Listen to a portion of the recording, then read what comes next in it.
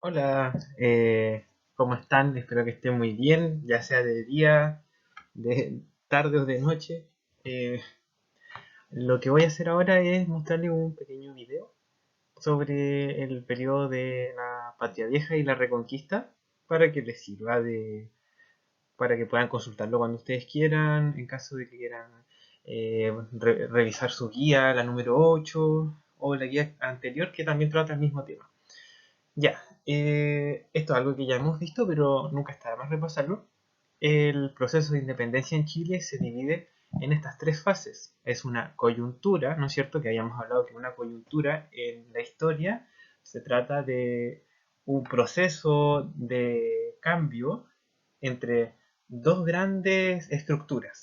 En este caso, la estructura anterior a este proceso sería la colonia, ¿no es cierto? Un proceso súper largo que duró unos 200 y tantos años. Y luego viene la república, ¿no es cierto? Que es el proceso que estamos viviendo actualmente en la historia de Chile. Es una de las grandes etapas de nuestra historia. Y el paso entre la colonia, ¿no es cierto? Cuando estábamos dominados por los españoles y el gobierno de nuestro país se ejercía desde afuera, ¿no es cierto? Y el paso de eso hacia la república, ¿no es cierto? Que es el sistema que tenemos hoy en día, que somos un Estado independiente y que nuestros poderes están separados y tenemos una democracia representativa. Entre medio tenemos este gran proceso de cambios que su duración igual no es menor, fueron 13 años de muchos acontecimientos que comenzaron a suceder. Bueno, eh, hoy en día es posible que estemos viviendo un proceso bastante similar al que vamos a describir en esta parte. A partir del año 2020, ¿no es cierto? Que nosotros ya hemos visto que todo el mundo se está revolucionando, hay protestas en todos lados y se prevé que ocurran grandes cambios estructurales que generen un antes y un después. Bueno, sin alargarme más en torno al tema de las coyunturas, les voy a describir estas dos primeras fases. Tenemos primero la Patria Vieja, que son 4 años desde 1810 a 1814. Y luego viene la Reconquista, de 1814 al 1817. En detalle, veamos. La Patria Vieja, este primer proceso, se caracteriza por generar las primeras formas de autogobierno que tuvieron las colonias americanas. Nunca antes, sea cual sea la intención o el motivo, nunca antes las colonias de América habían intentado gobernarse a sí mismas. Bueno, en el caso de Chile vemos que hay dos grandes eh, acontecimientos dentro de esta primera fase, que es la Patria Vieja. La primera es la creación de la primera Junta Nacional de Gobierno, entre 1810 y 1811. Creo que ni siquiera alcanzó a durar un año, duró unos meses. Y esta primera Junta de Gobierno, como probablemente ya lo hemos visto, se hace en respuesta al cautiverio del rey Fernando VII, el emperador de España. Ya. Esta primera junta de gobierno no era tan representativa como podríamos esperarlo. De hecho, era una junta de los 50 vecinos más importantes del centro de Santiago. Gente que eran como grupos de amigos que se conocían, pero eran un sector muy pequeño de la población. En esta primera junta de gobierno no había mestizos, no había indígenas, ni hablar de esclavos. Bueno, a pesar de este carácter poco representativo y que en el fondo buscaba cuidarle las colonias al emperador, no buscaba generar una independencia.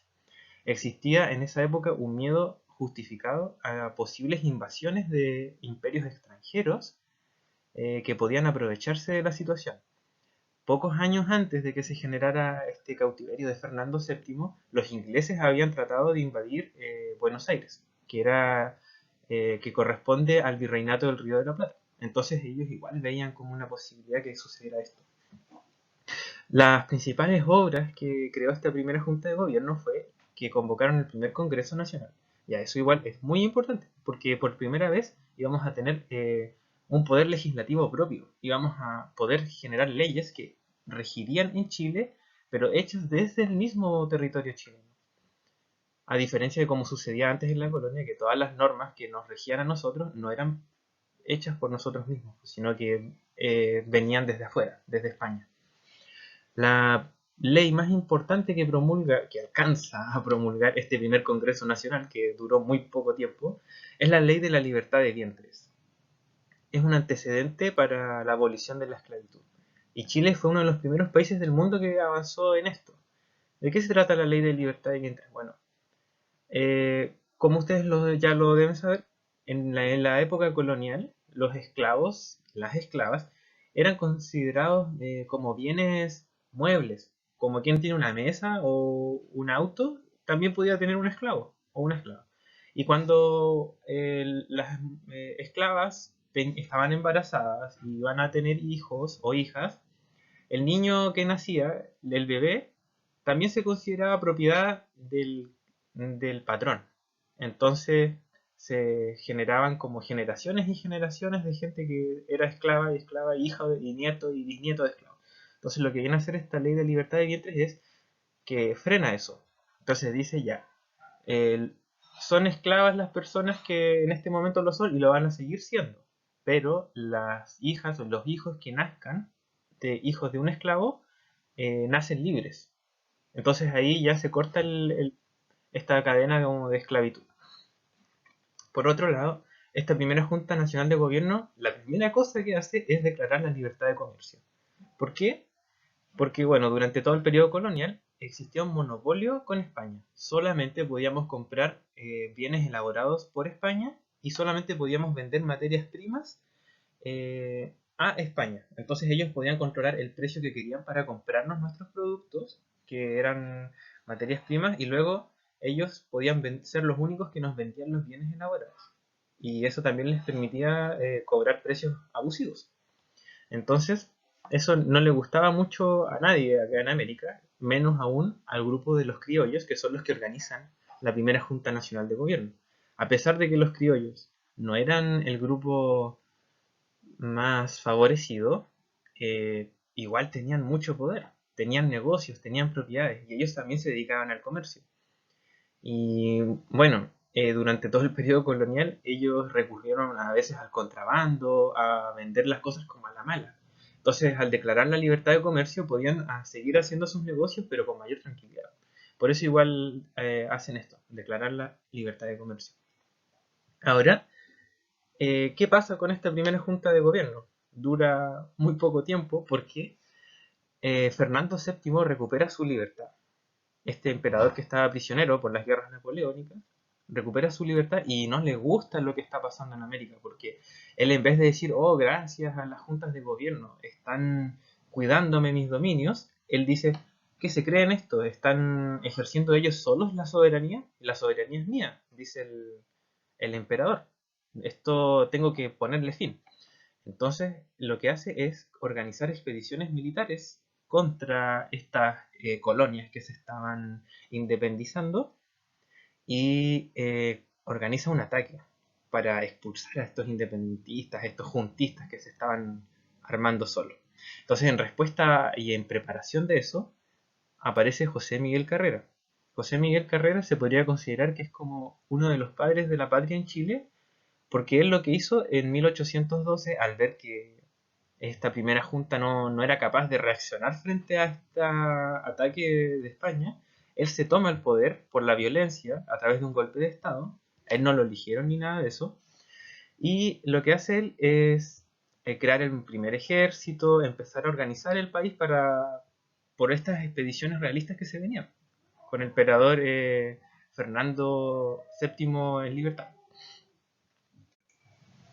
Bueno, entonces José Miguel Carrera lo que hace es crear la primera bandera y escudo nacional. En la práctica y en lo material eso no tiene un gran valor, pero simbólicamente lo que estaba queriendo decir es nosotros ya somos una nación aparte de ustedes, no somos españoles, somos chilenos. Una de las cosas más importantes que hace después es crear la primera constitución. Ya, como lo vimos anteriormente, una constitución, y como bien lo dijo uno de sus compañeros, es la madre de todas las leyes. O sea, cuando tú quieres formar un Estado, lo primero que haces es generar una constitución. Porque la constitución es como el manual de instrucciones por el cual se va a regir un país. La constitución, además de definir y garantizar los derechos fundamentales de las personas que viven en un territorio, organiza el mismo funcionamiento del Estado. Entonces, si yo digo, tengo una república, tengo una democracia representativa, ¿dónde dice eso? ¿Según quién? Bueno, la Constitución lo dice. Ya. Tercera cosa que ocurre en el gobierno de José Miguel Carrera es la publicación de la Aurora de Chile. Ya. Este fue el primer diario que circuló en nuestro país, pero la importancia que tiene es que por ahí, en esa publicación, fue la primera vez que se habla realmente de independencia, con todas sus letras. Anteriormente habían existido ciertas ideas de generar gobiernos autónomos, pero que siempre dentro de la idea de mantenerse fieles al emperador. En la Aurora de Chile, en cambio, por primera vez se dice, no, vamos a hacer un cambio radical. Por eso es su importancia. Y bueno, en cuarto lugar, estas expediciones realistas que habían comenzado desde que Fernando VII recuperó su libertad y no le gustó ni le pareció estas formas de autogobierno, a pesar de que eran en favor de él, comienzan a avanzar sobre territorio chileno, enviadas desde el Virreinato del Perú, incluyendo tropas enviadas desde Chiloé y Valdivia. O sea, nosotros los que somos del sur de Chile éramos los malos en esta parte de la historia. Culminan con la victoria de los españoles, que en realidad eran enviados desde el virreinato, en la batalla de Rancagua. Eso hace que los patriotas sean derrotados y dan inicio al segundo periodo, que es el que tenemos acá, es el de la Reconquista. Ya.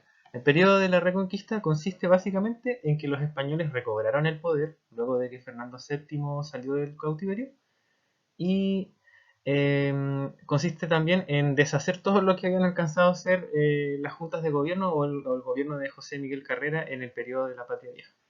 Entonces, primero, se desconocen las acciones o todas las medidas tomadas por la junta de gobierno, se reclama la soberanía de vuelta, se disuelve el Congreso Nacional que se había alcanzado a crear, se derogan todas las leyes que habían comenzado a regir.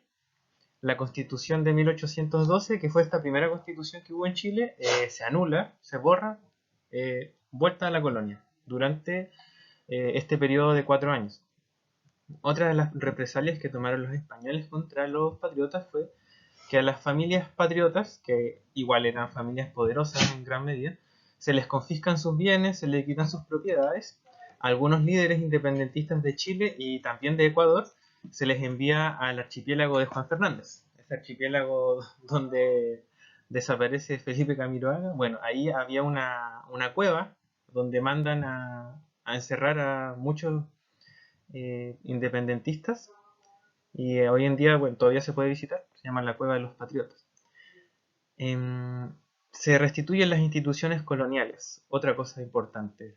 Eso incluye que vuelve la figura del gobernador general, esta especie de dictador que tenían los españoles en cada colonia, que tenía funciones judiciales, tenía funciones ejecutivas, o sea, de gobierno, dictaba las leyes y al mismo tiempo dirigía al ejército. O sea, era todo un representante del rey en cada territorio. El lado, aparte de todas estas acciones de los españoles en contra de las distintas colonias, viene siendo la resistencia que comienza a ejercerse desde los mismos territorios colonizados. En primer lugar, tenemos que estas tropas que fueron derrotadas en la batalla de Rancagua alcanzan algunos a arrancar hacia Argentina y en Mendoza se comienza a organizar el Ejército Libertador de los Andes. Mientras tanto, en el mismo territorio chileno se comienza a organizar una resistencia a través de guerrillas, acciones de sabotaje, espionaje, que son comandadas por Manuel Rodríguez, una figura bastante importante durante este periodo.